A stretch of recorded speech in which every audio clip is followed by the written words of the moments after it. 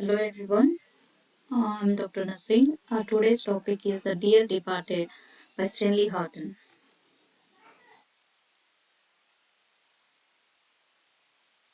The Dear Departed is a one act play by Stanley Horton that satirizes the materialism and hypocrisy of the middle class.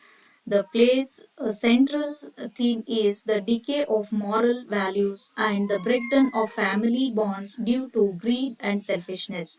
Here is an explanation of the play and its key characters here.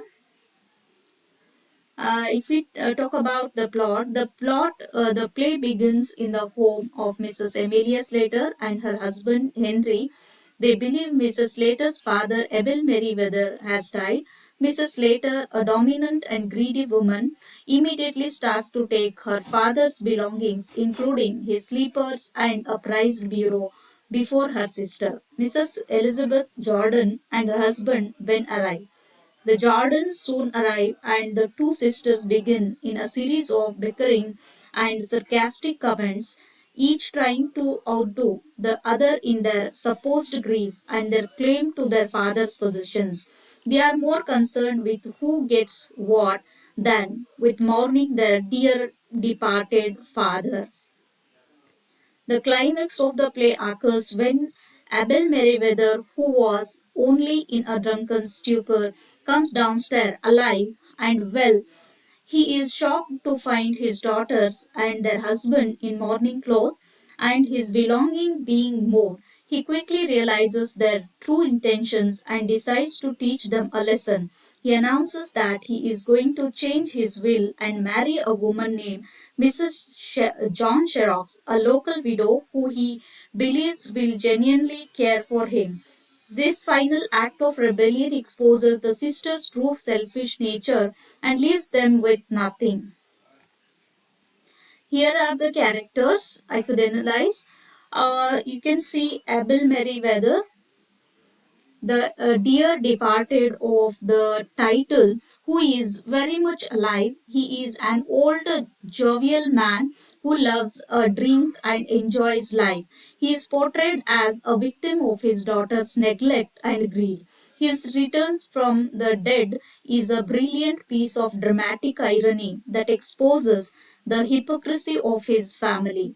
He is not a perfect character. He is a heavy drinker, but he represents a kind of authenticity and genuine connection that his daughters lack. His decision to remarry and change his will is a powerful act of defense against his materialistic children. Here we have a character, Mrs. Amelia Slater. You could see here one of Abel's two daughters, she is the epitome of greed and is the more provocative of the two sisters in her attempt to secure her father's belongings. She is a plump, energetic uh, woman who bullies her husband Henry into helping her steal her father's possessions. She is a master of hypocrisy, constantly a kind of grief while simultaneously eyeing her father's things. Then we have another character of the daughter called Mrs. Elizabeth Jordan, the other daughter of Abel. She is more subdued than her sister, Mrs. Slater, but is just as greedy. She and her husband Ben arrive at the house with a sense of competition and a desire to ensure they get their fair share of the inheritance. She is quite quick to criticize Mrs. Slater for her actions, not out of any moral high ground, but because she is concerned about being cheated out of her portion. We have a character called Henry Slater, Mrs. Slater's husband. He is a weak and passive man who is constantly bossed around by his wife. He is not as overtly greedy as his wife, but he goes along with her schemes, showing his own moral weakness. His quite resignation highlights the dominance of the woman in the play and the materialism that has corrupted the family. We have another character, Victoria Slater, the young daughter of the Mrs. Slater. She is the only character who shows genuine affection for her grandfather.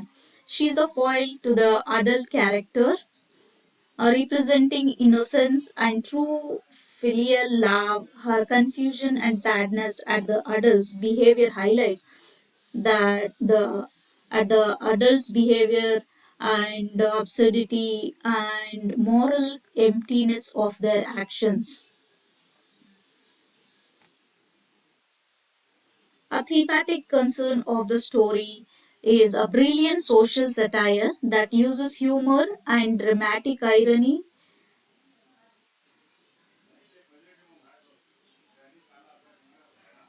The sisters' actions show how greed has destroyed their family bond and led them to treat their own father as a burden and an asset to be divided.